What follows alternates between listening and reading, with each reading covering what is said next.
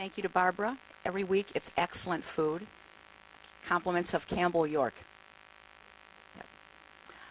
Well, before I get started, I want to first acknowledge our legislators that joined us here today. Senator Hopgood, State Rep Clementi, and Wayne County Commissioner Alona Varga. Okay. I also want to express my appreciation to the Lincoln Park Rotary Club for hosting this event. I really appreciate their warmth and the friendship that they've extended to me over the past year at their weekly luncheon meetings. And I was especially deeply touched when they made me an honorary member. And last but not least, again, thanks to everybody for attending today, my first day to the city. Thank you. Well, spring is here, or so the calendar says, a time for rebirth. And Lincoln Park itself actually is in a process of rebirthing itself. While there's no question that we have our challenges, and currently we are facing some very difficult ones, we also have a lot of reasons to be proud, and there are many good things to report. 2012 saw the opening of many new businesses in our city, several of which held festive ribbon-cutting grand openings, of which I was very proud to be a part of. So many, in fact, that I think our gigantic scissors are going to need a sharpening soon. I'm going to name some of the businesses. Breadbasket Deli on Dixon Southfield, Domino's Pizza on Dix near Seacott, Angel's Bakes and Cakes on Fort near LeBlanc, Times 2 Fitness and Nutrition on Dixon, Michigan, Plaza Antiques on Dixon, Champaign, Billy Sims Barbecue, Dixon Emmons, Kaylin's Mexican Store on Southfield near Ferris, La Sultana Ice Cream Shop on Fort in downtown Lincoln Park, Magdaleno's Italian Restaurant on Dix near Outer Drive, Zorba's Coney Island on Southfield east of Ferris, and Sunflower's Hair Salon next to 4th Street Brewery. And this is to name just a few of them. I know there's a whole lot I'm leaving off. But going forward, I want everybody to know that the former Shirelli's Market is undergoing a renovation and will soon open as another market. The former Fort Park Recreation and Bowl, there by the Historical Museum, has recently been purchased, and it will become a new business. And we're not totally sure what yet, but we're going to have that occupied and on our tax rolls. So that'll be a good thing. And the McDonald's on 4th Street North, in the north end of the city, will be soon starting an extensive renovation and modernization. And the long-awaited Lincoln Park Lofts, which is the site of the old Park Theater, is scheduled to start construction on Monday, April 1st. And that, for those that don't know, that is a mixed-use retail and residential complex. I want to talk a little bit about our Downtown Development Authority. After quite some time without a director, the DDA board, which is comprised, by the way, of Don Van Cleve, Pete Romaine, Jim Fox, Victoria Randolph McLean, Elias Moritas, Leslie Lynch Wilson, Rob Bruner, and myself, hired Madhu Oberoi, who is here with us today.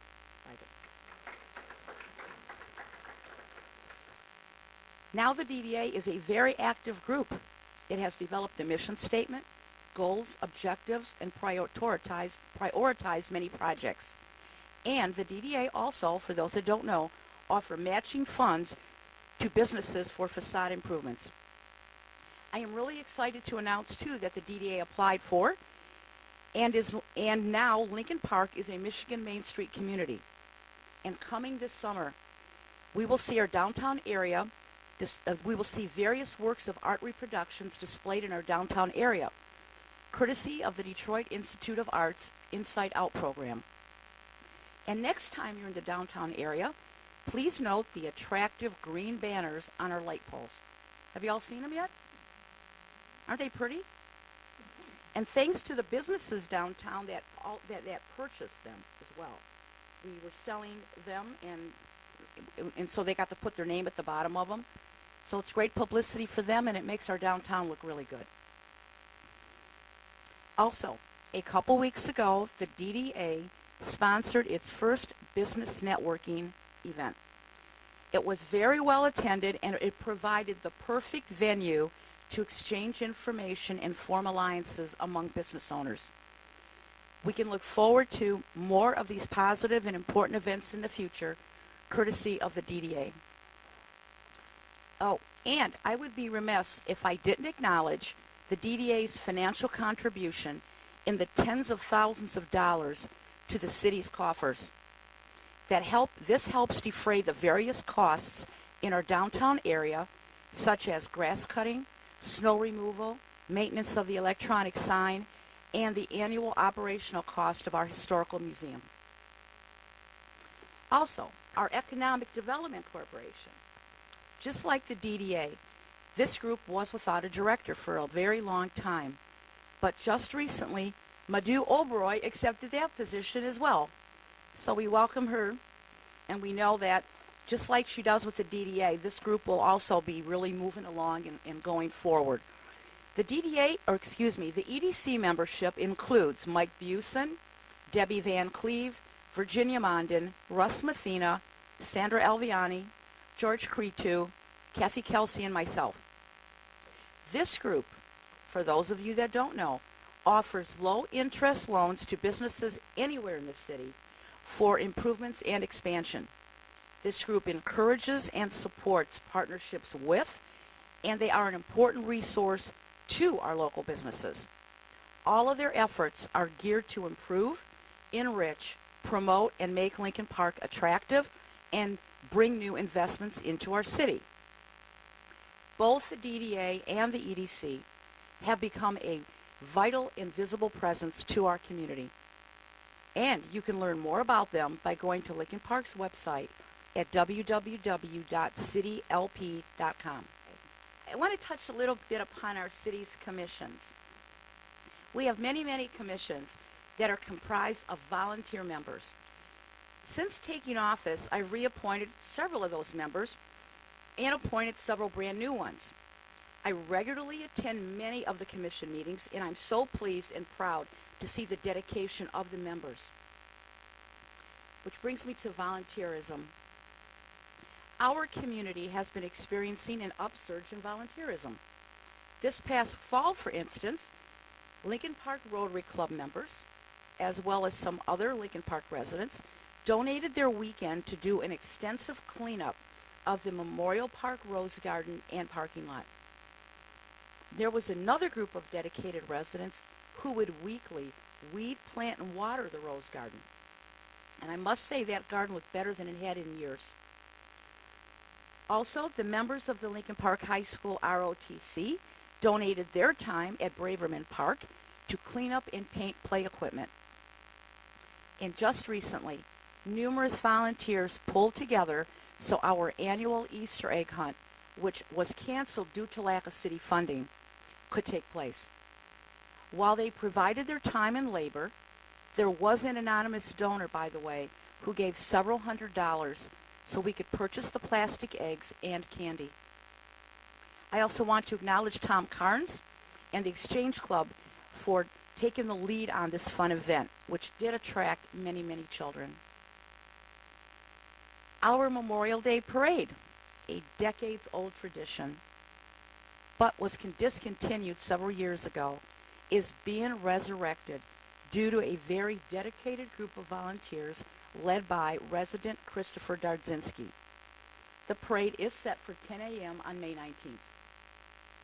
In conjunction with the parade, we will have a field of flags in honor of our military veterans. And you may recall we had one about 3-4 years ago, which was very, very nice. Lincoln Park also has a lot of unsung heroes who volunteer their time and don't want any recognition or expect anything for it. For example, there's a couple who you can find in the Meyer parking lot every weekend picking up trash. I asked them who they were. They wouldn't even tell me their names, but they're there every weekend. Also, there are a couple of women who lovingly care for the flower beds in our downtown parking lots. Without these committed volunteers, we could not continue to prosper and do good works in Lincoln Park. Which leads me to service clubs. My speech would not be complete unless there is an acknowledgement and thank you to the numerous organizations who donate countless hours to the betterment of our community, its residents, its seniors, and its youth. Without their ongoing support and contributions, we would not have the richness that our city does. I'm going to mention some names, and I hope to God I haven't forgotten any. If I have, I apologize in advance.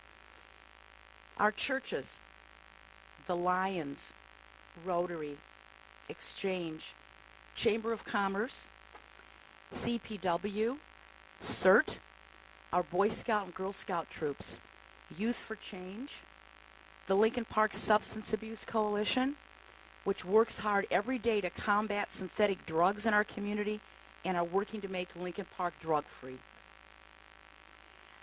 Without them, Lincoln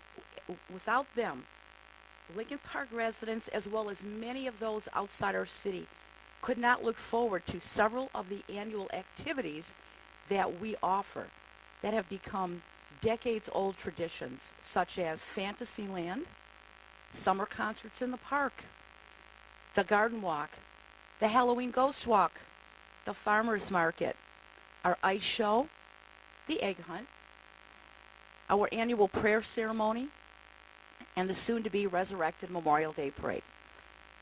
And let's not forget our youth sports leagues, the Lincoln Park North Little League, Lincoln Park American Little League, and the Lincoln Park Junior Rails. We cannot put a price on their contributions. Our community has a lot to offer, and I don't want to, exclude the Historical Museum and Library, which offer ongoing, fun, interesting, and educational programs for people of all ages. And for those that don't know, we do have a Lincoln Park Train Club. So if you're really into the rails and you love working with trains and seeing little miniature things, go see our Lincoln Park Train Club, which, by the way, relocated here from Trenton.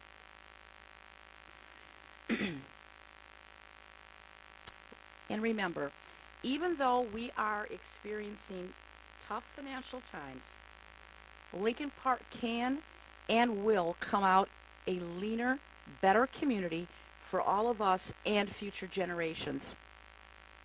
We will continue to look for ways to save monies, like through consolidating and sharing of services with other cities. Like right now, we share assessing services, we share an animal shelter, and we're sharing the district court with other cities. As mayor, I am working hard along with our council to balance our budget, work with our unions, seek out grants, and look at restructuring operations in the city in an efficient and cost-effective manner. To some, this may seem like a very dark time of uncertainty right now. However, it may actually provide an opportunity to see more clearly than ever. Let's open our eyes.